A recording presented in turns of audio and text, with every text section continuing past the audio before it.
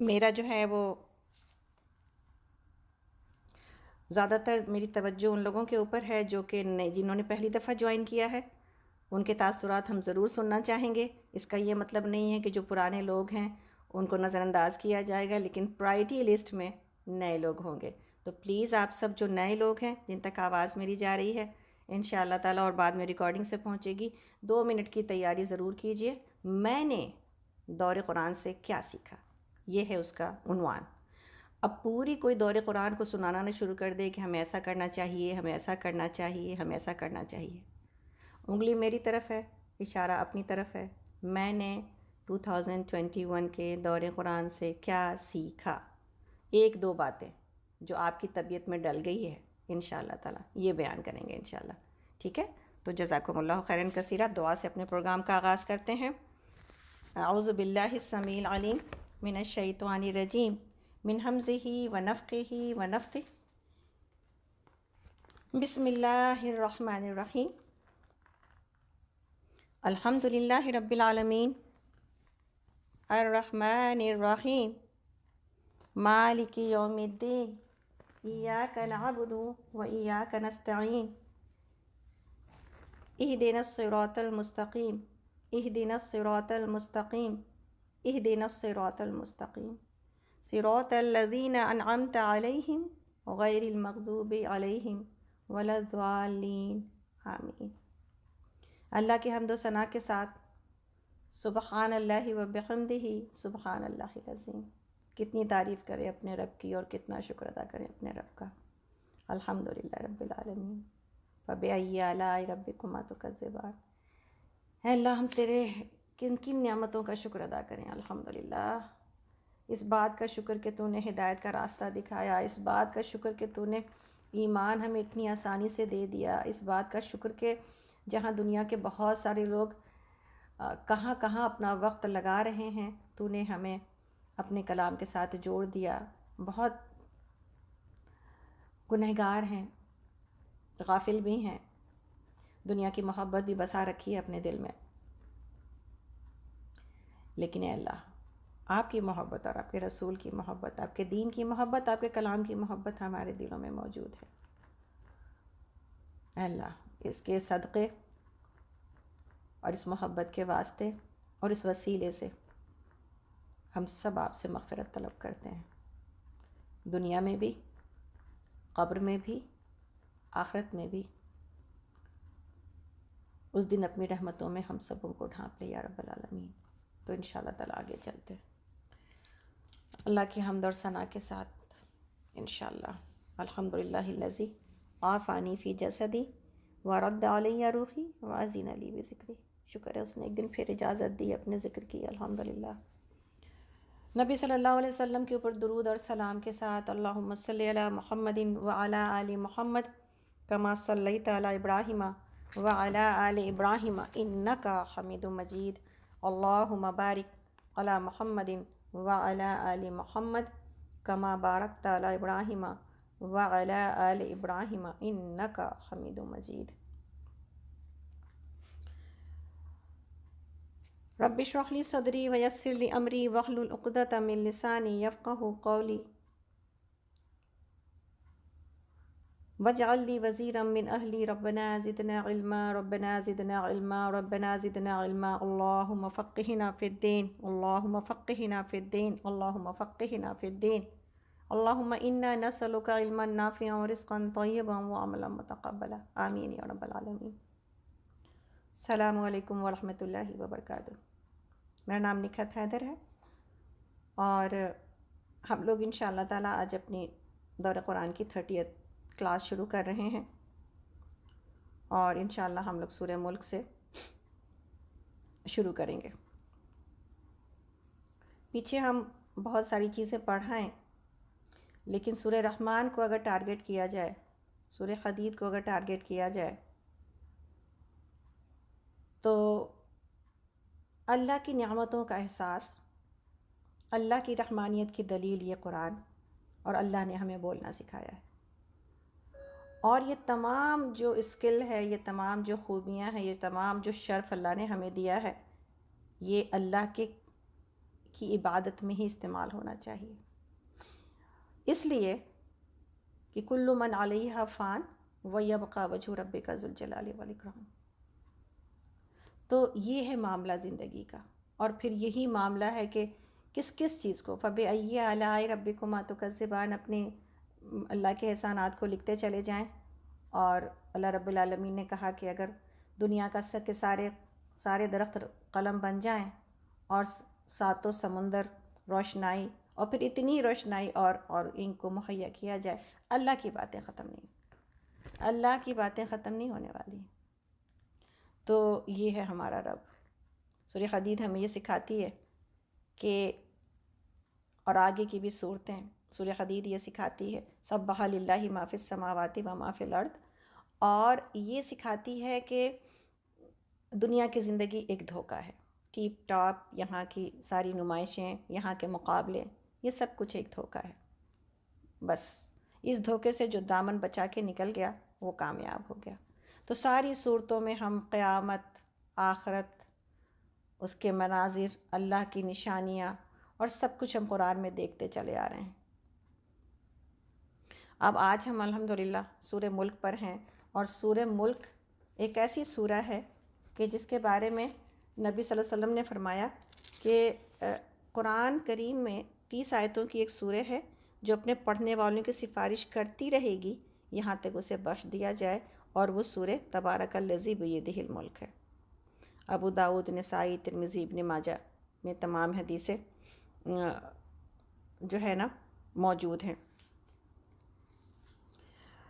نبی صلی اللہ علیہ وسلم نے فرمایا، طبرانی میں ہے کہ نبی صلی اللہ علیہ وسلم نے فرمایا کہ قرآن کی ایک سورہ ہے جس نے اپنے پڑھنے والے کی طرف سے اللہ سے لڑ جھگڑ کر اسے جنت میں داخل کرا دیا، اور سورہ تبارک الذی ہے۔ تو یہ سب کچھ عبداللہ بن عباس رضی اللہ عنہما نے ایک شخص سے کہا کہ میں تجھے ایک ایسا تحفہ دوں کہ تو خوش ہو جائے۔ تبارک الذی پڑھا کر اور اسے اپنے اہل عیال کو اور اولاد کو، گھر کے بچوں کو اور پڑوسیوں کو سکھا۔ یہ سورہ نجات دلانے والی اور شفاعت کرنے والی ہے، قیامت کے دن اپنے پڑھنے والی کی طرف سے اللہ سے سفارش کرے گی اور اسے آگ کے عذاب سے بچا لے گی اور عذاب قبر سے بھی۔ نبی صلی اللہ علیہ وسلم کا ارشاد ہے، میں تو چاہتا ہوں کہ میرے ایک ایک امتی کے دل میں یہ ہو۔ تو یہ سورہ اتنی اہم کیوں ہے؟ اس لیے کہ اس سورہ میں اللہ رب العالمین نے اپنی نشانیاں، آخرت کے لوگوں کا انجام، اور یہ بتایا ہے کہ مقصد حیات کیا ہے انسان کو، ٹھیک ہے۔ ملک جس کا مطلب ہے بادشاہی۔ بسم اللہ الرحمن الرحیم، اس کو شروع کرتے ہیں اسی دعا کے ساتھ کہ اللہ کرے ہمارے سینوں میں یہ موجود ہو، اور اللہ کرے کہ اس کے جو سبق ہیں نا وہ ہم انشاءاللہ اپنی زندگی میں جب روز پڑھتے ہوئے، مقصد حیات کو یاد کرتے ہوئے، اپنے رب کو یاد کرتے ہوئے، اس کے احسانات کو یاد کرتے ہوئے، اس کے فرمان کے مطابق زندگی گزار جائیں تاکہ نجات پا جائیں، ہے نا۔ اسی لیے نجات دلانے والی ہے نا، کہ پڑھنے والا کبھی نجات کے راستوں کو نہیں بھولتا۔ تو بسم اللہ الرحمن الرحیم، سورہ ملک، رکوع 2 ہیں، 2 رکوز اور آیات 30 ہیں۔ تبارک الذی بیدہ الملک وہو علی کل شیء قدیر، الذی خلق الموت والحیاۃ لیبلوکم ایکم احسن عملا۔ نہایت بزرگ و برتر ہے وہ جس کے ہاتھ میں کائنات کی سلطنت ہے، اور وہ ہر چیز پر قدرت رکھتا ہے، جس نے موت اور زندگی کو ایجاد کیا تاکہ تم لوگوں کو آزما کر دیکھے تم میں سے کون بہتر عمل کرنے والا ہے۔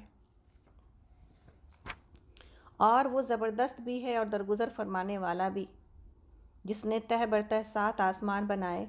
تم رحمان کی تخلیق میں کسی قسم کی بے ربطی یا کھوٹ نہ پاؤ گے۔ پھر پلٹ کر دیکھو، کہیں تمہیں کوئی خلل نظر آتا ہے؟ بار بار نگاہ دوڑاؤ، تمہاری نگاہ تھک کر نامراد پلٹ آئے گی۔ ہم نے تمہارے قریب کے آسمانوں کو عظیم الشان چراغوں سے آراستہ کیا ہے، اور انہیں شیاطین کو مار بھگانے کا ذریعہ بنا دیا ہے۔ ان شیطانوں کے لیے بھڑکتی ہوئی آگ ہم نے مہیا کر رکھی ہے۔ تو یہاں پر آزمائش کے بارے میں شروع میں ہی بات ہو گئی ہے کہ انسان کے بہتر عمل کو دیکھا جائے گا، اکثر عمل کو نہیں دیکھا جائے گا۔ احسن عمل ہے، لِنَبْلُوَكُمْ أَيُّكُمْ أَحْسَنُ عَمَلًا، احسن عمل ہے۔ اور کل ہم سورہ رحمان میں یہ پڑھا ہے کہ هل جزاء الاحسان الا الاحسان، خوبصورتی کا جواب خوبصورتی سے ہی ملنا ہے، احسان کا جواب احسان سے ہی ملنا ہے۔ تو زندگی میں زندگی گزارتے ہوئے ہم سب یہ نہ بھول جائیں کہ یہ امتحان کی جگہ ہے، اور اس میں تھوڑی سی مہلت ہمیں اور آپ کو ملی ہوئی ہے، اور سب کو اپنے عمل کا حساب دینا ہے۔ تو عمل تو کرتے ہیں اور کرنے کی کوشش کرتے ہیں، لیکن احسان کو نہ بھولیں۔ احسان کیا ہے؟ ان تعبد اللہ کأنک تراہ وإن لم تکن تراہ فإنہ یراک، یہ احسان ہے۔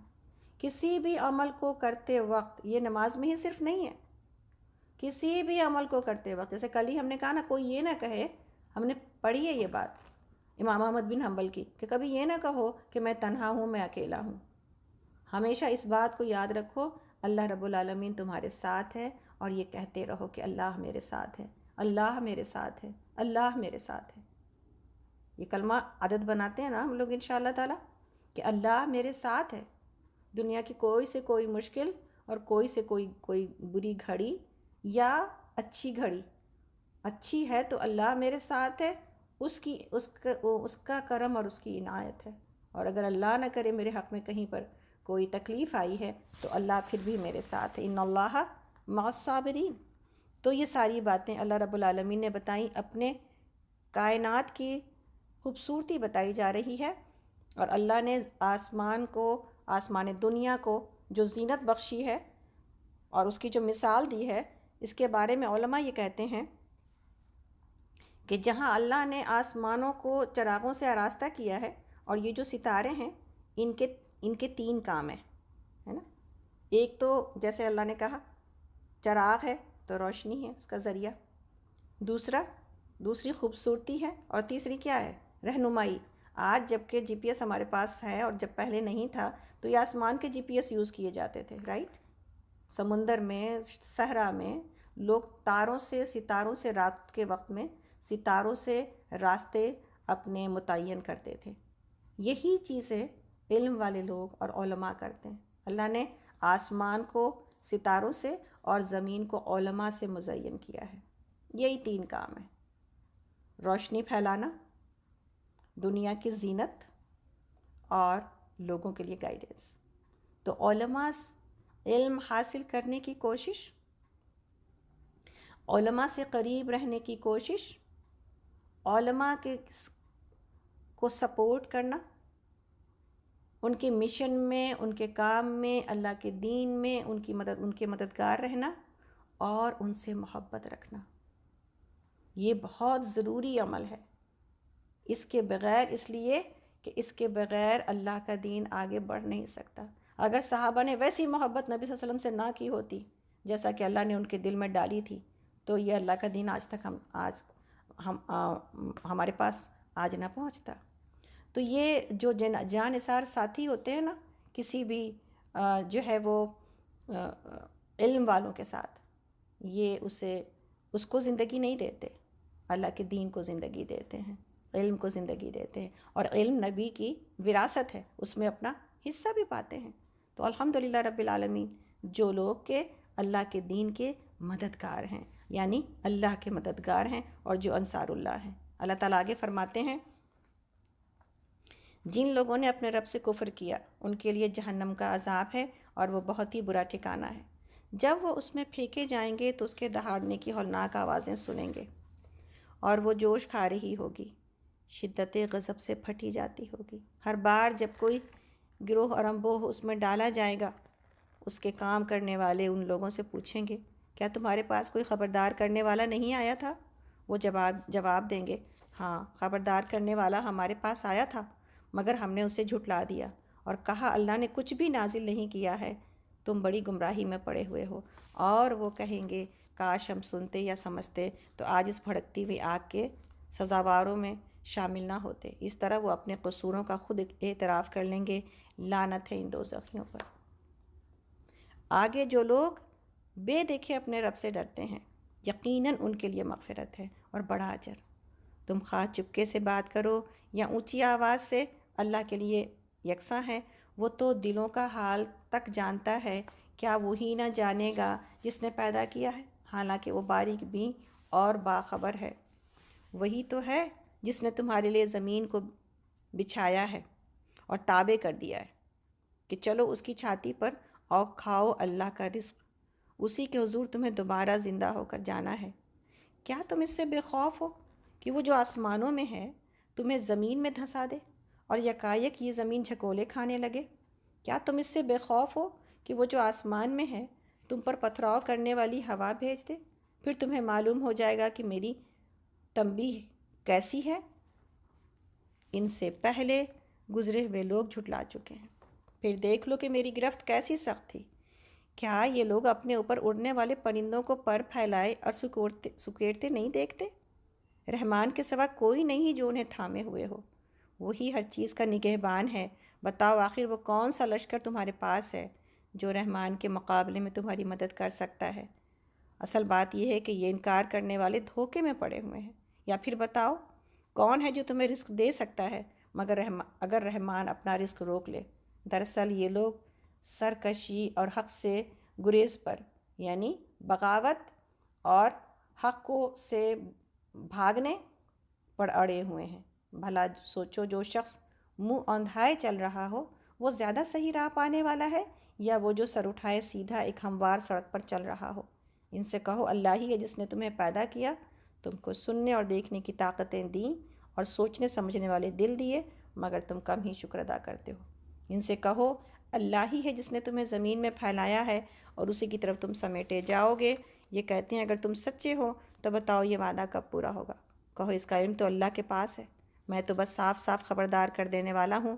پھر جب یہ اس چیز کو قریب سے دیکھ لیں گے تو ان سب لوگوں کے چہرے بگڑ جائیں گے جنہوں نے انکار کیا۔ اس وقت ان سے کہا جائے گا یہی ہے وہ چیز جس کے لیے تم تقاضا کر رہے تھے، یعنی جس کو تم ڈیمانڈ کر رہے تھے جس کے لیے۔ ان سے کہو کبھی تم نے یہ بھی سوچا کہ اللہ خواہ مجھے اور میرے ساتھیوں کو ہلاک کر دے یا ہم پر رحم کرے، کافروں کو دردناک عذاب سے کون بچائے گا؟ ان سے کہو وہ بڑا رحیم ہے، اسی پر ہم ایمان لائے اور اسی پر ہمارا بھروسہ ہے۔ ان قریب تمہیں معلوم ہو جائے گا کہ صریح گمراہی میں پڑا ہوا کون ہے۔ ان سے کہو کبھی تم نے یہ بھی سوچا کہ اگر تمہارے کنووں کا پانی زمین میں اتر جائے تو کون ہے اس پانی کی بہتی ہوئی سوتے تمہیں نکال کر لا دے گا؟ کتنے مقامات پر سورہ ملک ہم کو اور آپ کو سوچنے پر مجبور کرتی ہے، آسمان سے لے کے زمین تک، اور پھر اس کے بعد اللہ رب العالمین کے تمام جو ہے وہ کرم اور عنایتیں اور احسانات، کب ہم نے کھانا کھاتے ہوئے، کب ہم نے پانی پیتے ہوئے، کب ہم نے زمین پر چلتے ہوئے ان تمام باتوں کو محسوس کیا ہے، اور کب زمین کو، یہ جو زمین جو پھیلائی گئی ہمارے لیے، کب ہم نے اللہ کا شکر ادا کیا ہے۔ تو اللہ رب العالمین کو زمین پر چلتے ہوئے، زمین کے راستوں پر بھی چلتے ہوئے اللہ کا شکر ادا کیا جائے گا، اور اپنے زندگی کے ہر فائدے اور احسان کے پیچھے تو کیا ہی جائے گا۔ تو سورہ ملک ہمیں یہ سب کچھ لرزانے دینے والی سورہ ہے کہ جس میں اللہ رب العالمین نے ایک انسان کو سوچنے اور سمجھنے کی دعوت دی ہے، اور جو جہنمی ہیں ان کا ڈائلاگ بھی ہم تک پہنچا دیا کہ ہم نے سنا، کاش کہ ہم سنتے اور سمجھتے۔ تو جو لوگ ایک کان سے سن کے دوسرے کانوں سے نصیحتوں کو اڑا دیتے ہیں تو یہ صفت فائدہ نہیں دیتی، انسان کا تکبر اس کو فائدہ نہیں دیتا۔ اللہ رب العالمین نے کہا کہ بس جو بے دیکھے رحمان سے ڈرے گا نا وہی کامیاب ہو جائے گا۔ تو انشاءاللہ تعالی سورہ ملک کی اسی جو ہے وہ نصیحت کے ساتھ آگے بڑھتے ہیں۔ سورہ قلم ہے اور ابتدائی دور کی مکی سورہ ہے۔ اس میں نبی صلی اللہ علیہ وسلم کے جو مخالفین ہیں مکی صورتوں میں کیا ہے، اعتراضات کا جواب اور ان کو وارننگ اور ان کو نصیحت، اور نبی صلی اللہ علیہ وسلم کو صبر اور استقامت کی تلقین۔ بسم اللہ الرحمن الرحیم، مکی سورہ ہے، سورہ قلم، رکوع اس میں 2 ہیں، آیات اس میں 52 ہیں۔ بسم اللہ الرحمن الرحیم، نون والقلم وما یسطرون۔ نون، قسم ہے قلم کی اور ان چیزوں کی اس چیز کی جسے لکھنے والے لکھ رہے ہیں۔ تم اپنے رب کے فضل سے مجنون نہیں ہو، آپ اپنے رب کے فضل سے مجنون نہیں ہیں، اور یقیناً آپ کے لیے ایسا اجر ہے جس کا سلسلہ کبھی ختم ہونے والا نہیں ہے، اور بے شک آپ اخلاق کے بڑے مرتبے پر فائز ہیں۔ بے شک آپ اخلاق کے بڑے مرتبے پر فائز ہیں۔ ان قریب آپ بھی دیکھ لیں گے اور وہ بھی دیکھ لیں گے کہ آپ میں سے کون جنون میں مبتلا ہے۔ آپ کا رب ان لوگوں کو بھی خوب جانتا ہے جو اس کی راہ سے بھٹکے ہوئے ہیں، اور وہی ان کو بھی اچھی طرح جانتا ہے جو راہ راست پر ہیں۔ لہٰذا آپ ان چٹلانے والوں کے دباؤ میں ہرگز نہ آئیے۔ یہ تو چاہتے ہیں کہ آپ کچھ ان کے ساتھ کمپرومائز کریں، تو یہ بھی کمپرومائز کریں۔ ہرگز نہ دبو کسی ایسے شخص سے جو بہت قسمیں کھانے والا بے وقت آدمی ہے، تانے دیتا ہے، چغلیاں کھاتا پھرتا ہے، بھلائی سے روکتا ہے، ظلم اور زیادتی میں حد سے گزر جانے والا ہے، سخت بدعمال ہے، جفا کار ہے، اور ان سب عیوب کے ساتھ بد اصل ہے، اس بنا پر کہ وہ بہت مال اور اولاد رکھتا ہے۔ جب ہماری آیات اس کو سنائی جاتی ہیں تو کہتا ہے یہ تو اگلے وقتوں کے افسانے ہیں، ان قریب ہم اس کی سونڈ پر داغ لگائیں گے۔ ہم نے ان اہل مکہ کو اسی طرح آزمائش میں ڈالا ہے جس طرح ایک باغ کے مالکوں کو آزمائش میں ڈالا تھا، جب انہوں نے قسم کھائی کہ صبح سویرے ضرور اپنے باغ کے پھل توڑیں گے، اور وہ کوئی استثناء نہیں کر رہے تھے۔ رات کو وہ سوئے پڑے تھے کہ تمہارے رب کی طرف سے ایک بلا اس باغ پر پھر گئی، اور اس کا ایسا حال ہو گیا جیسے کٹی ہوئی فصل ہو۔ صبح ان لوگوں نے ایک دوسرے کو پکارا کہ اگر پھل توڑنے میں تم سویرے سویرے اپنی کھیتی کی طرف نکل چلو، چنانچہ وہ چل پڑے، اور آپس میں چپکے چپکے کہتے جاتے تھے کہ آج کسی مسکین کو تمہارے پاس باغ میں نہ آنے کہ آج کوئی مسکین تمہارے پاس باغ میں نہ آنے پائے۔ وہ کچھ نہ دینے کا فیصلہ کیے ہوئے صبح سویرے جلدی جلدی اس طرح وہاں گئے کہ جیسے کہ وہ پھل توڑنے پر قادر ہیں، مگر جب باغ کو دیکھا تو کہنے لگے ہم راستہ بھول گئے، بلکہ ہم محروم رہ گئے۔ ان میں سے جو سب سے بہتر آدمی تھا اس نے کہا میں نے تم سے کہا نہ تھا کہ تم تسبیح کیوں نہیں کرتے؟ وہ پکار اٹھے پاک ہے ہمارا رب، واقعی ہم گنہگار تھے۔ پھر ان میں سے ہر ایک دوسرے کو ملامت کرنے لگا۔ آخر کو انہوں نے کہا افسوس ہمارے حال پر، بے شک ہم سرکش ہو گئے تھے، اور ہو سکتا ہے کہ ہمارا رب ہمیں بدلے میں اس سے بہتر باغ عطا فرمائے۔ ہم اپنے رب کی طرف رجوع کرتے ہیں۔ ایسا ہوتا ہے عذاب، اور آخرت کا عذاب اس سے بھی بڑا ہے، کاش یہ لوگ اس کو جانتے۔ یقیناً خدا ترس یعنی متقی لوگوں کے لیے ان کے رب کے ہاں نعمت بھری جنتیں ہیں۔ کیا ہم فرمانبرداروں کا حال مجرموں کا سا کر دیں؟ تم لوگوں کو کیا ہو گیا ہے؟ تم کیسے حکم لگاتے ہو؟ کیا تمہارے پاس کوئی کتاب ہے جس میں تم یہ پڑھتے ہو کہ تمہارے لیے ضرور وہاں وہی کچھ ہے جو تم اپنے لیے پسند کرتے ہو؟ یا پھر کیا تمہارے لیے روز قیامت تک ہم پر کچھ عہد و پیمان ثابت ہیں کہ تمہیں وہی کچھ ملے گا جس کا تم حکم لگاؤ؟ ان سے پوچھو تم میں سے کون اس کا ضامن ہے، یا پھر ان کے ٹھہرائے ہوئے کچھ شریک ہیں جنہوں نے اس کا ذمہ لیا ہو؟ یہ بات ہے تو لائیں اپنے شریکوں کو اگر یہ سچے ہیں۔ جس روز سخت وقت آ پڑے گا اور لوگوں کو سجدہ کرنے کے لیے بلایا جائے گا تو یہ لوگ سجدہ نہ کر سکیں گے، ان کی نگاہیں نیچی ہوں گی، ذلت ان پر چھا رہی ہوگی، اور یہ جب صحیح و سالم تھے اس وقت انہیں سجدے کے لیے بلایا جاتا تھا اور یہ انکار کرتے تھے۔ بس اے نبی صلی اللہ علیہ وسلم، آپ اس کلام کے جھٹلانے والوں کا معاملہ مجھ پر چھوڑ دیجئے، اور ہم ایسے طریقے سے ان کو بتدریج تباہی کی طرف لے جائیں گے کہ ان کو خبر بھی نہیں ہوگی۔ میں ان کی رسی دراز کر رہا ہوں، میری چال بڑی زبردست ہے۔ کیا تم ان سے کوئی اجر طلب کر رہے ہو کہ اس چٹی کے بوجھ تلے دبے جا رہے ہیں؟ کیا ان کے پاس غیب کا علم ہے جسے یہ لکھ رہے ہیں؟ بس اپنے رب کا فیصلہ صادر ہونے تک صبر کیجئے، اور مچھلی والے یونس علیہ السلام کی طرح نہ ہو جائیے کہ جب اس نے پکارا تھا اور غم سے بھرا ہوا تھا، اگر اس کے رب کی مہربانی اس کے شامل حال نہ ہو جاتی تو وہ مذموم ہو کر چٹیل میدان میں پھینک دیا جاتا۔ آخر کار ان کے رب نے ان کو برگزیدہ کر دیا اور انہیں صالح بندوں میں شامل کر لیا۔ پھر جب یہ کافر لوگ کلام نصیحت قرآن سنتے ہیں تو آپ کو ایسی نظروں سے دیکھتے ہیں کہ گویا آپ کے قدم اکھاڑ دیں گے، اور کہتے ہیں کہ یہ ضرور دیوانہ ہے، حالانکہ تو یہ سارے جہان والوں کے لیے ایک نصیحت ہے۔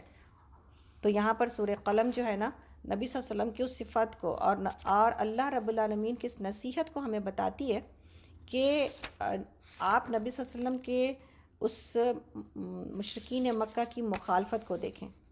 کوئی چیज़ ایسی نہیں تھی جو انہوں نے چھوڑی نہ ہو، نبی صلی اللہ علیہ وسلم کو تکلیف دینے کے باوجود اس کے کہ آپ کا اخلاق کی وہ خود گواہی دیتے تھے، لیکن اللہ رب العالمین نے خود اللہ کے نبی صلی اللہ علیہ وسلم کی گواہی دی ہے اخلاق کی۔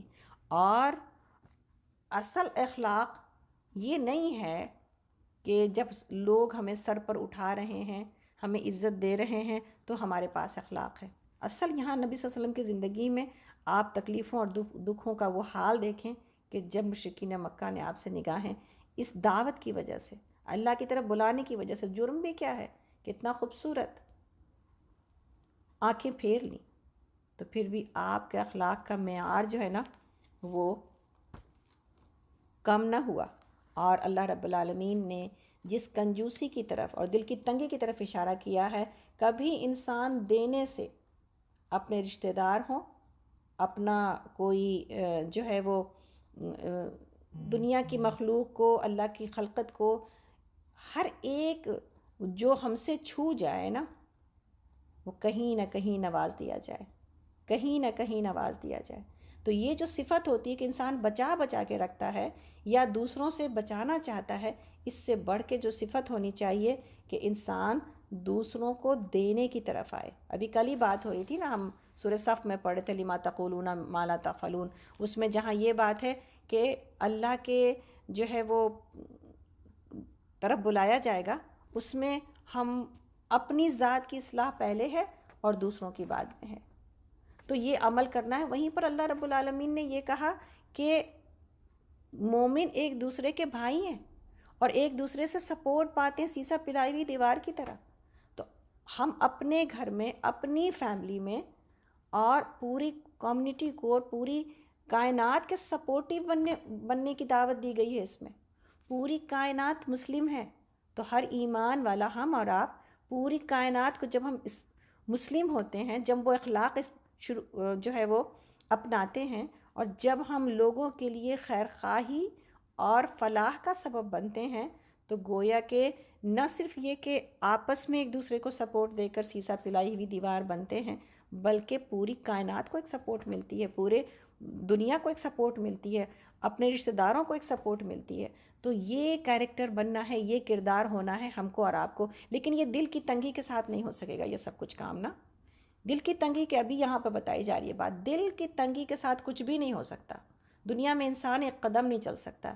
بخیل انسان چاہے اخلاق میں بخیل ہو، الفاظ میں بخیل ہو یا مال میں بخیل ہو، تینوں صورتیں ہو سکتی ہیں، اپنے آپ کو تنہا کر لیتا ہے۔ ادروائز اللہ کی زمین بڑی وسیع ہے اور محبت کرنے والوں سے اور بہترین لوگوں سے کبھی یہ زمین خالی نہیں ہوگی۔ حق پر چلنے والے لوگ اور بہترین لوگ ہمیشہ اس زمین پر رہیں گے، یہاں تک کہ قیامت سے پہلے ایمان والے لوگوں کو اٹھا لیا جائے اور پھر بدکار لوگوں کے اوپر قیامت برپا کی جائے۔ تو یہ ہے سارے کا سارا معاملہ کہ یہی ہمیں یہ صورتیں بتاتی ہیں کہ انسان کی زندگی میں کیسے بھی حالات آئیں، انسان کا اپنا اخلاق کبھی گرنے نہ پائے، ہمیشہ بلندی کی طرف نظر رہے اور ہمیشہ دل اور ہاتھ کھلا ہوا رہے۔ یہاں پر جو آخری آیات ہیں اس کو نظر کے لیے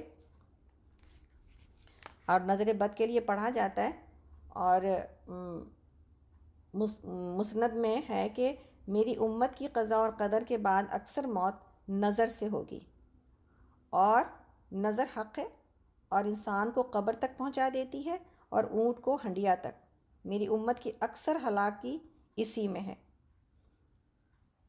اور صحیح سند سے یہ روایت بھی ملتی ہے کہ ایک کی بیماری دوسرے کو نہیں لگتی، نہ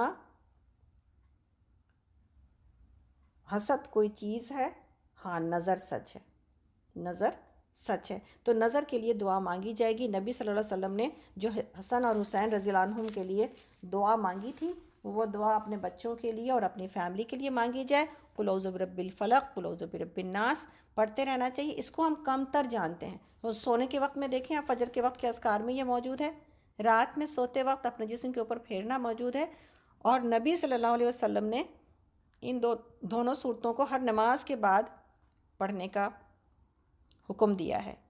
حکم سے مراد ہے پسند کیا ہے، حکم دیتے تو پھر فرضی ہو جاتی تھی، تو یکاد الذین کفروا، یہ آیات بری نظر کے لیے پڑھنے کے بارے میں باتیں آتی ہیں، آیت نمبر 51 اور آیت نمبر 52 سورہ حاقہ۔ حاقہ کا مطلب ہے ثابت ہونے والی اور کھڑکھڑانے والی بھی، اور قیامت کے کا منظر اس میں پیش کیا گیا ہے۔ اللہ اکبر۔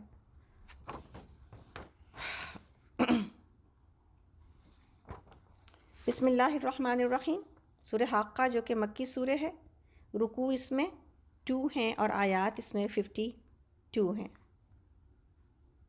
الحاقہ، ملحاقہ، ہونی شدنی، یعنی جو واقع ہونے والی ہے، کیا ہے وہ ہونی شدنی، اور تم کیا جانو کہ وہ کیا ہے ہونی شدنی۔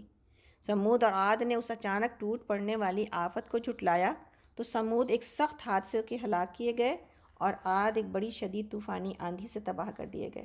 اللہ تعالیٰ نے اس کو مسلسل 7 رات اور 8 دن ان پر مسلط رکھا۔ تم وہاں ہوتے تو دیکھتے کہ وہاں اس طرح پچھڑے پڑے ہیں جیسے وہ کھجور کے بوسیدہ تنے ہوں۔ اب کیا ان میں سے کوئی تمہیں باقی نظر آتا ہے؟ اسی خطائے عظیم کا ارتکاب فرعون اور اس سے پہلے کے لوگوں نے اور تلپٹ ہو جانے والی بستیوں نے کیا۔ ان سب نے اپنے رب کے رسول کی بات نہ مانی تو اس نے ان کو بڑی سختی کے ساتھ پکڑا۔ جب پانی کا طوفان حد سے گزر گیا تو ہم نے تم کو کشتی میں سوار کر دیا تھا تاکہ اس واقعے کو تمہارے لیے ایک سبق آموز یادگار بنا دے اور یاد رکھنے والے کان اس کی یاد محفوظ رکھیں۔ پھر جب ایک دفعہ سور میں پھونک مار دی جائے گی اور زمین اور پہاڑوں کو اٹھا کر ایک ہی چوٹ میں ریزہ ریزہ کر دیا جائے گا، اس روز وہ ہونے والا واقعہ پیش آ جائے گا۔ اس دن آسمان پھٹے گا اور اس کی بندش ڈھیلی پڑ جائے گی، فرشتے اس کے اطراف اور جوانب سے یعنی ہر طرف سے موجود ہوں گے، اور 8 فرشتے اس روز تمہارے رب کا عرش اپنے اوپر اٹھائے ہوئے ہوں گے، اور وہ دن ہوگا جب تم لوگ پیش کیے جاؤ گے، تمہارا کوئی راز بھی چھپا نہ رہ جائے گا۔ اس وقت جس کا نامہ اعمال اس کے سیدھے ہاتھ میں دیا جائے گا، وہ کہے گا لو دیکھ لو، پڑھو میرا نامہ اعمال، میں سمجھتا تھا کہ مجھے ضرور اپنا حساب ملنے والا ہے۔ بس وہ دل پسند عیش میں ہوگا، عالی مقام جنت میں، جس کے پھلوں کے گچھے جھکے پڑ رہے ہوں گے۔ ایسے لوگوں سے کہا جائے گا مزے سے کھاؤ اور پیو اپنے ان اعمال کے بدلے جو تم نے گزرے ہوئے دنوں میں کیے ہیں۔ اور جس کا نامہ اعمال اس کے بائیں ہاتھ میں دیا جائے گا، وہ کہے گا کاش میرا نامہ اعمال مجھے نہ دیا گیا ہوتا اور میں نہ جانتا کہ میرا حساب کیا ہے۔ کاش میری وہی موت جو دنیا میں آئی تھی فیصلہ کن ہوتی۔ آج میرا مال میرے کچھ کام نہ آیا، میرا سارا اقتدار ختم ہو گیا۔ حکم ہوگا پکڑو اسے اور اس کی گردن میں طوق ڈالو، پھر اسے جہنم میں جھونک دو، پھر اس کو 70 ہاتھ لمبی زنجیر میں جکڑ دو۔ یہ نہ اللہ بزرگ و برتر پر ایمان لاتا تھا اور نہ مسکین کو کھانا کھلانے کی ترغیب دیتا تھا۔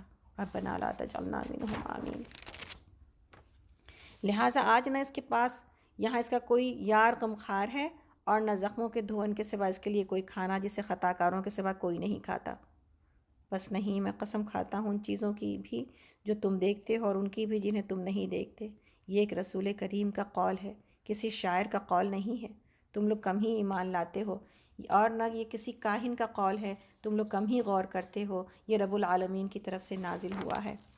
اور اگر اس نبی نے خود گڑھ کر کوئی بات ہماری طرف منسوب کی ہوتی تو ہم اس کا دایاں ہاتھ پکڑ لیتے اور اس کی رگِ گردن کاٹ ڈالتے، پھر تم میں سے کوئی ہمیں اس کام سے روکنے والا نہ تھا۔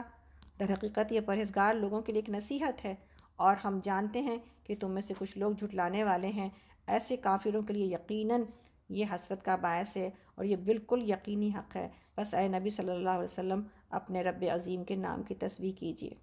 تو سبحان اللہ، آپ دیکھیں یہاں پر اللہ رب العالمین نے ایون اپنے نبی یعنی سب سے زیادہ محبت اللہ رب العالمین کو نبی صلی اللہ علیہ وسلم سے ہے، یعنی انبیاء سے ہے، اور امام الانبیاء سے سب سے زیادہ ہے۔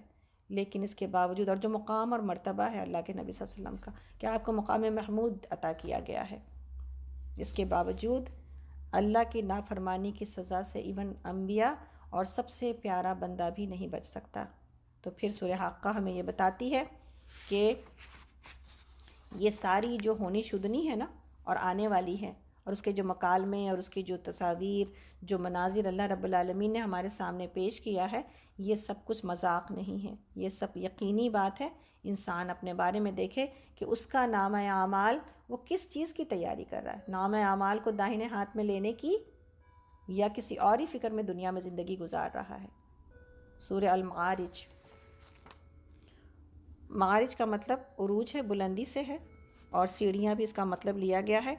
اس میں مکی ہے نا سورہ، اس میں وہی کفار کو نصیحت کی جا رہی ہے، وارن کیا جا رہا ہے، اور جو قیامت، آخرت اور دوزخ اور جنت کی خبروں کا مذاق اڑاتے تھے، اور یہ چیلنج کرتے تھے نبی صلی اللہ علیہ وسلم کو کہ اگر تو آپ سچے ہیں تو ہمارے لیے عذاب لے آئیے۔ رکوع اس میں 3 ہیں، آیات اس میں 44 ہیں۔ بسم اللہ الرحمن الرحیم۔ مانگنے والے نے عذاب مانگا ہے، وہ عذاب جو ضرور واقع ہونے والا ہے کافروں کے لیے ہے، کوئی اس کو دور نہیں کر سکے گا، اس خدا کی طرف سے ہے جو عروج کے زینوں کا مالک ہے۔ ملائکہ اور روح اس کے حضور چڑھ کر جاتے ہیں ایک ایسے دن میں جس کی مقدار 50,000 سال ہے۔ اور اے نبی صلی اللہ علیہ وسلم صبر کیجئے، شائستہ صبرن جمیلہ، خوبصورت صبر۔ یہ لوگ اسے دور سمجھتے ہیں اور ہم اسے قریب دیکھ رہے ہیں۔ اور وہ عذاب اس روز ہوگا جس روز آسمان پگھلی ہوئی چاندی کی طرح ہو جائے گا، اور پہاڑ رنگ برنگ کے دھنکے ہوئے اون جیسے ہو جائیں گے، اور کوئی جگری دوست اپنے جگری دوست کو نہ پوچھے گا، حالانکہ وہ ایک دوسرے کو دکھائے جائیں گے۔ مجرم چاہے گا کہ اس دن کے عذاب سے بچنے کے لیے اپنی اولاد کو، اپنی بیوی کو، اپنے بھائی کو، اپنے قریب ترین خاندان کو جو اسے پناہ دینے والا تھا، اور روئے زمین کے سب لوگوں کو فدیے میں دے دے، اور یہ تدبیر اسے نجات دلا دے گی؟ ہرگز نہیں، ہرگز نہیں۔ ایسی دل ہلا دینے والی آیات ہیں کہ انسان کو کہیں سے سہارا بھی نہیں ملے گا، بلکہ لوگ بیچ دیں گے ہمیں اور آپ کو، اور بیچنے پر تل جائیں گے، یا اللہ ان کو لے لیا جائے، ان لوگوں جن لوگوں کے پیچھے ہم نے اپنی آخرت خراب کر لی، جن لوگوں کو خوش کرنے کے لیے ہم اللہ کو بھول گئے، جس دنیا کے پیچھے ہم نے اپنے آپ کو تباہ کر لیا۔ اللہ ہی ہمیں بچائے۔ کہ تیاری کا کتنا سارا موقع اور وقت تھا جو ہم گنوائے ہیں پیچھے، اور اب جو تھوڑا سا وقت بچا ہے اس میں بھی اپنے آپ کو ہم فوکس نہیں کر پاتے، جبکہ قرآن کی آیتیں ہمیں بار بار نصیحت کرتی ہیں کہ تم کہاں، یہ لمحہ ضائع کرنے کا نہیں ہے، زندگی ضائع کرنے کے لیے نہیں دی گئی ہے، سانسیں تمہیں ضائع کرنے کے لیے نہیں ملی ہیں، سانسیں ملی ہیں استعمال کرنے کے لیے، اس کو استعمال کیا جائے۔ آج جو لوگ سانسوں کے لیے لڑائی لڑ رہے ہیں اپنے زندگی کی، آپ دیکھیں ان کا حال۔ ہمیں شکر الحمدللہ ہماری سانس آ رہی ہے اور جا رہی ہے، اور اس کے باوجود ہم کہتے ہیں حالات بڑے خراب ہیں۔ ہمارے لیے کہاں خراب ہے؟ ہاں، دنیا کے لیے تو ہے، تو دنیا اللہ رب العالمین کو جیسے چلانی ہے ویسے چلے گی۔ ہم نصیحت اور عبرت ہم نے کتنی حاصل کر لی ان حالات کو دیکھتے ہوئے، بس دعائیں کرتے ہیں اور پریشان ہوتے ہیں، لیکن ذرا تبدیل نہیں ہوتے۔ اللہ تعالیٰ اس دن کے اس آزمائش سے کہ جب کہ کوئی کسی کے کام نہیں آئے گا، اللہ رب العالمین اپنی رحمت سے ہمیں ڈھانپ لے، یہ ہے وہ کام جو کرنے کا ہے، دنیا کے پیچھے پریشان ہونے سے، اور دنیا میں اخلاق رکھا جائے گا، دنیا کے لوگوں کے کام آیا جائے گا، مگر دنیا میں خرچ نہیں ہوا جائے گا۔ سارے کا سارا وقت بچا کر صرف اور صرف آخرت کی تیاری کرنے کا یہ وقت آ گیا ہے۔ اب آ گیا وہ وقت، اب میرے لیے، آپ کے لیے، ہم سب کے لیے وہ وقت آ گیا کہ ہم آخرت کے مسافر بن جائیں۔ اب کیا دیکھ کے آخرت کی طرف پلٹیں گے، اور کیا بچا دیکھنے کے لیے؟ کچھ بھی نہیں بچا ہے ہمارے پاس، ہم تہی دامن ہو چکے ہیں بالکل، ہمارے پاس کچھ بھی نہیں ہے، بڑے بڑی مشینیں، وسائل، ڈاکٹرز، دوائیں ساری فیل ہو چکی ہیں۔ اب کیا بچا کہ اپنے رب کی ملاقات کا یقین نہ کریں، اور اس بات کا یقین نہ کریں کہ اگر سارے جا رہے ہیں تو ہم کو بھی جانا ہے ایک دن، اور پھر وہاں کوئی فائدہ نہیں دے گا۔ ہاں، دوستی کس سے کرنی ہے، محبت کس سے کرنی ہے، وہی فائدہ دے گا، اور محبت اللہ رب العالمین سے اگر ہو گئی، والذین آمنوا اشد حبا للہ، تو پھر کامیابی ہے، ادروائز لوگوں کے پیچھے بھاگنے میں کوئی کامیابی نہیں ہے۔ تو یہ بات کبھی نہ بھولے کہ جن لوگوں کے محبت کی وجہ سے، یا جن لوگوں کے سپورٹ کی وجہ سے انسان اپنی زندگی میں اللہ کو بھول جاتا ہے، وہی لوگ ہمیں بیچ دیں گے۔ اللہ تعالیٰ آگے فرماتے ہیں ہم لوگ اس وقت آیت نمبر 16 پر ہیں۔ وہ تو بھڑکتی ہوئی آگ کی لپٹ ہوگی جو گوشت پوست کو چاٹ جائے گی، پکار پکار کر اپنی طرف بلائے گی ہر اس شخص کو جس نے حق سے منہ موڑا اور پیٹھ پھیری اور مال جمع کیا اور سید سید کر رکھا۔ انسان تو بہت جلد باز پیدا کیا گیا ہے، جب اس پر مصیبت آتی ہے تو گھبرا اٹھتا ہے، اور جب اسے خوشحالی نصیب ہوتی ہے تو بخل یعنی کنجوسی کرنے لگتا ہے۔ مگر وہ لوگ اس عیب سے بچے ہوئے ہیں جو نماز پڑھنے والے ہیں، جو اپنی نماز کی ہمیشہ پابندی کرتے ہیں، اور جن کے مالوں میں سائل اور محروم کا ایک مقرر حق ہے، جو روز جزا کو برحق مانتے ہیں، جو اپنے رب کے عذاب سے ڈرتے ہیں، کیونکہ ان کے رب کا عذاب ایسی چیز نہیں ہے جس سے کوئی بے خوف ہو کر ہو، جو اپنی شرمگاہوں کی حفاظت کرتے ہیں سوائے اپنی بیویوں یا اپنی مملوکہ عورتوں کے، جن سے محفوظ نہ رکھنے میں ان پر کوئی ملامت نہیں، البتہ جو اس کے علاوہ کچھ اور چاہیں وہی حد سے گزر جانے والے ہیں، جو اپنی امانتوں کی حفاظت اور اپنے عہد کا پاس کرتے ہیں، جو اپنی گواہیوں میں راست بازی پر قائم رہتے ہیں، اور جو اپنی نماز کی حفاظت کرتے ہیں، یہ لوگ عزت کے ساتھ جنت کے باغوں میں رہیں گے۔ ہم سورہ مومنون میں تفصیل سے یہ ساری صفات پڑھ آئے ہیں کہ اللہ رب العالمین کو کون سی صفات پسند ہے اپنے مومن بندے کی۔ سب کچھ اگر بھول بھی جائیں نا آپ لوگ دور قرآن میں کے بعد، ایک چیز کام دے جائے گی ہم سب کو۔ سورہ مومنون کی ان 10 آیتوں کو اور 11 آیتوں کو لکھیں اور اپنے فریج پر یا اپنے کیبنٹ کے ساتھ لگا دیں، اور روزانہ پڑھیں ان صفات کو جس میں جنت کے وارث بتائے گئے ہیں۔ ان صفات کے حامل لوگ، نمازیں بھی ٹھیک ہو جائیں گی، عہد بھی ٹھیک ہو جائے گا، اور غفلت بھی کم ہو جائے گی، بیکار کاموں سے بھی بچ جائیں گے انشاءاللہ تعالی۔ تو بڑی خوبصورت ہیں عمل کرنے کے اعتبار سے انشاءاللہ۔ 2 صورتیں ہیں جس کو لگانا چاہیے، ایک تو یہ ہے 10 آیت، اور دوسری سورہ والعصر، جو آپ کو اور ہم کو ہر وقت چونکاتی رہتی ہے کہ اتنی ساری گواہیاں ہیں اور پورے زمانے کی گواہی ہے، 4 عمل کر جاؤ، اور عمل کی تفصیل سورہ مومنون میں موجود ہے، ٹھیک ہے نا انشاءاللہ تعالی۔ تو ہمیں امید ہے کہ یہ بہت فائدہ دے دے گا ہم کو اور آپ کو۔ ہم نے کتنی ساری چیزیں لکھائی ہیں آپ کو، اگر بھول بھی گئے ہوں اور کسی نے جتنی لکھی ہیں انشاءاللہ تعالی سب کو یاد رکھنا ضروری ہے، لیکن اگر جو لوگ کہ سن رہے ہیں آج ہم کو، کم سے کم سورہ مومنون اور سورہ والعصر اس کی تیاری ضروری ہے، تاکہ ہماری نگاہوں سے گزرتی رہے یہ صورتیں اور یہ آیات اور یہ صفات، تاکہ ہم کامیاب ہو جائیں۔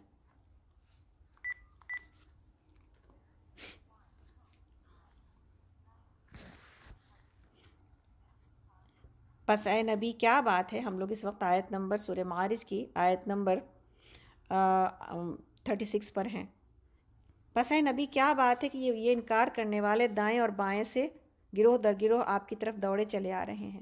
کیا ان میں سے ہر ایک یہ لالچ رکھتا ہے کہ وہ نعمت بھری جنت میں داخل کر دیا جائے گا؟ ہرگز نہیں، ہم نے جس چیز سے ان کو پیدا کیا ہے اسے یہ خوب جانتے ہیں۔ بس نہیں، میں قسم کھاتا ہوں مشرقوں و مغربوں کے مالک کی، ہم اس پر قادر ہیں کہ ان کی جگہ ان سے بہتر لوگ لے آئیں، اور کوئی ہم سے بازی لے جانے والا نہیں ہے۔ لہٰذا انہیں ان کی بیہودہ باتوں اور کھیل میں پڑا رہنے دیجیے، یہاں تک کہ یہ اپنے اس دن کو پہنچ جائیں جس کا ان سے وعدہ کیا جا رہا ہے، جب یہ اپنی قبروں سے نکل کر اس طرف دوڑے جا رہے ہوں گے جیسے اپنے بتوں کے استھانوں کی طرف دوڑ رہے ہوں۔ ان کی نگاہیں جھکی ہوئی ہوں گی اور ذلت ان پر چھا رہی ہوگی، وہ دن جن کا ان سے وعدہ کیا جا رہا ہے۔ سورہ نوح مکی سورہ ہے، اور جیسا کہ آپ کو پتہ ہے کہ نوح علیہ السلام کے نام پر یہ سورہ ہے، اور اس میں مشرکین مکہ کو یہ وارننگ دی جا رہی ہے کہ تم اگر محمد صلی اللہ علیہ وسلم کے ساتھ وہی طریقہ وہی رویہ اختیار کرو گے جو حضرت نوح علیہ السلام کے ساتھ ان کی قوم نے اختیار کیا تھا، تو تمہیں بھی برے انجام سے پالا پڑے گا، اور تمہیں بھی برا انجام دیکھنا پڑے گا، تمہارے لیے بھی اللہ کی پکڑ آئے گی۔ اس لیے کہ اللہ کی رسی تھوڑی سی ڈھیل تو دیتا ہے اللہ رب العالمین، لیکن پھر بعد میں فوراً پکڑ لیتا ہے۔ تو یہ ایک وارننگ ہے اس وقت کے مشرکین مکہ کے لیے، اور دنیا میں ہر اس تمام قوم کے لیے، ہر اس فرد کے لیے جو اللہ کو بھول کے زندگی گزارنا چاہتا ہے۔ بسم اللہ الرحمن الرحیم۔ ہم نے نوح کو اس کی قوم کی طرف بھیجا اس ہدایت کے ساتھ کہ اپنی قوم کے لوگوں کو خبردار کر دے قبل اس کے کہ ان پر ایک دردناک عذاب آئے۔ اس نے کہا ہے میری قوم کے لوگوں، میں تمہارے لیے ایک صاف صاف خبردار کر دینے والا پیغمبر ہوں۔ تم کو آگاہ کرتا ہوں کہ اللہ کی بندگی کرو اور اس سے ڈرو اور میری اطاعت کرو۔ اللہ تمہارے گناہوں سے درگزر فرمائے گا اور تمہیں ایک وقت مقرر تک باقی رکھے گا۔ اصل بات یہ ہے کہ اللہ کا مقرر کیا ہوا وقت جب آ جاتا ہے تو پھر ٹالا نہیں جاتا۔ کاش تمہیں اس کا علم ہو۔ اس نے عرض کیا ہے میرے رب، میں نے اپنی قوم کے لوگوں کو شب و روز پکارا، مگر میری پکار نے ان کے فرار یعنی ان کے بگاڑ میں ہی اضافہ کیا، اور جب بھی میں نے ان کو بلایا تاکہ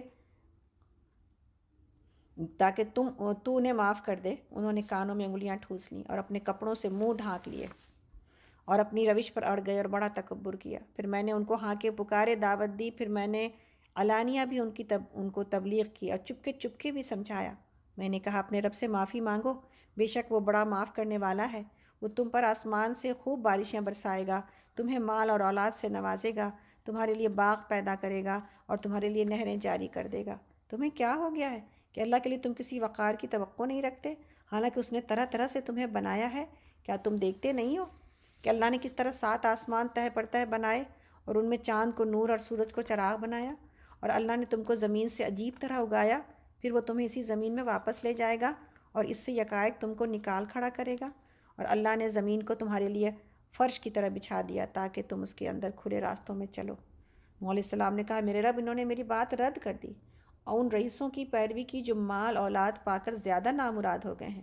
ان لوگوں نے بڑا بھاری مکر کا جال اور چال بازی کا جال پھیلا رکھا ہے۔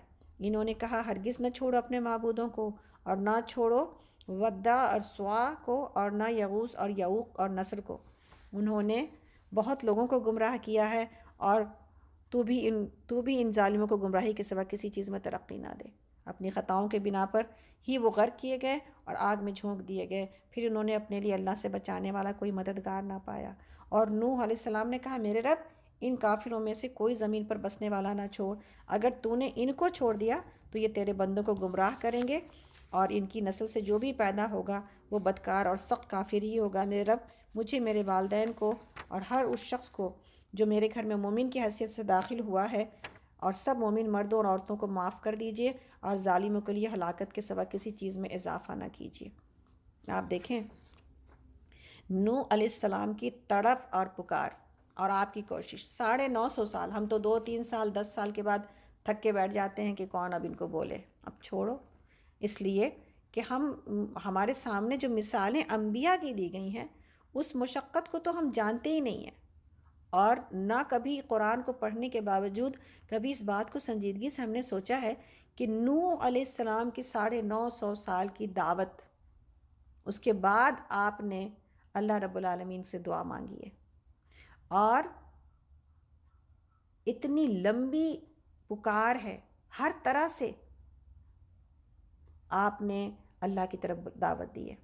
سبحان اللہ۔ آپ جب نوح علیہ السلام کی اور ہم جب نوح علیہ السلام کی اس مشقت کو دیکھتے ہیں تو یہی اندازہ ہوتا ہے کہ کتنی اللہ کے راستے میں مشقت درکار ہے، اور کتنی درد مندی سے لوگوں کو پکارا جائے گا، ہر اس طریقے سے کہ جو طریقہ کے کارگر ہو جائے، تو کبھی ہمت نہیں ہاری جائے گی۔ اور جیسا کہ ہم نے بارہا یہ بات کہی ہے کہ اللہ کا شکر ہے، اللہ رب العالمین نے رزلٹ کے اوپر اجر نہیں رکھا ہے، اللہ رب العالمین نے کوشش کے اوپر اجر رکھا ہے، چاہے کوئی میرے ساتھ آئے یا نہ آئے، لیکن اگر اخلاص کے ساتھ کام کیا جائے اور کوشش کی جائے تو انشاءاللہ تعالی اللہ رب العالمین کی توفیق اگر ساتھ ہو جائے تو مدد آتی ہی آتی ہے اللہ رب العالمین کی۔ سورہ جن۔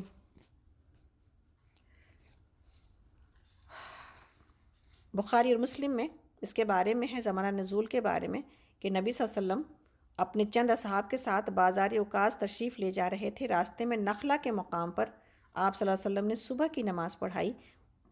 اس وقت جنوں کا ایک گروہ ادھر سے گزر رہا تھا۔ تلاوت کی آواز سن کر وہ ٹھہر گیا اور غور سے قرآن سنتا رہا۔ اسی واقعے کا ذکر اس سورہ میں کیا گیا ہے۔ جیسا کہ ہم لوگوں نے پڑھا تھا نا کہ انسانی کی طرح ایک بااختیار مخلوق جن بھی ہے، اور اس کا بھی حساب کتاب ہونا ہے، اور اس کے اندر بھی اچھے برے لوگ ہیں، لیکن جنوں میں کوئی نبی نہیں آیا، انہوں نے انسانی انبیاء سے پر ہی ایمان لائے ہیں اور اسی شریعت کے مطابق اپنی زندگی گزارتے ہیں. ان کے اندر بھی 3 طرح کی کیٹیگری موجود ہے جیسا کہ انسانوں کے اندر موجود ہے: ایمان والے اور کفر کرنے والے اور منافقین. سورہ جن مکی سورہ ہے، رکوع اس میں 2 ہیں، 2 رکوز اور آیات 28. بسم اللہ الرحمن الرحیم.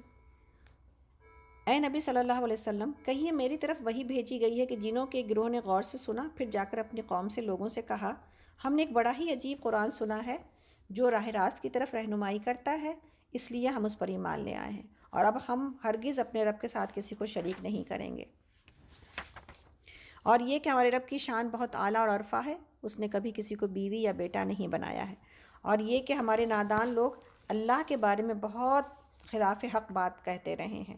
اور یہ کہ ہم نے سمجھا تھا کہ انسان اور جن کبھی اللہ کے بارے میں جھوٹ نہیں بول سکتے. انسانوں میں سے کچھ لوگ جنوں میں سے ہیں اور کچھ لوگوں کی پناہ مانگا کرتے تھے. اس طرح انہوں نے جنوں کا غرور اور زیادہ بڑھا دیا. انسانوں نے بھی وہی گمان کیا جیسا تمہارا گمان تھا کہ اللہ کسی کو رسول بنا کر نہ بھیجے گا. اور یہ کہ ہم نے آسمان کو ٹٹولا تو دیکھا کہ وہ پہرے داروں سے پٹا پڑا ہے اور شہابوں کی بارش ہو رہی ہے. اور یہ کہ پہلے ہم سنگن لینے کے لیے آسمان میں بیٹھنے کی جگہ پا لیتے تھے، مگر اب جو چوری چھپے سننے کی کوشش کرتا ہے وہ اپنے لیے گھات میں ایک شہاب ثاقب لگا ہوا پاتا ہے. اور یہ کہ ہماری سمجھ میں نہ آتا تھا کہ آیا زمین والوں کے ساتھ کوئی برا معاملہ کرنے کا ارادہ کیا گیا ہے یا ان کا رب انہیں راہ راست دکھانا چاہتا ہے. اور یہ کہ ہم میں سے کچھ لوگ صالح ہیں اور کچھ اس سے فروتر ہیں، یعنی کچھ اس سے نیچے ہیں.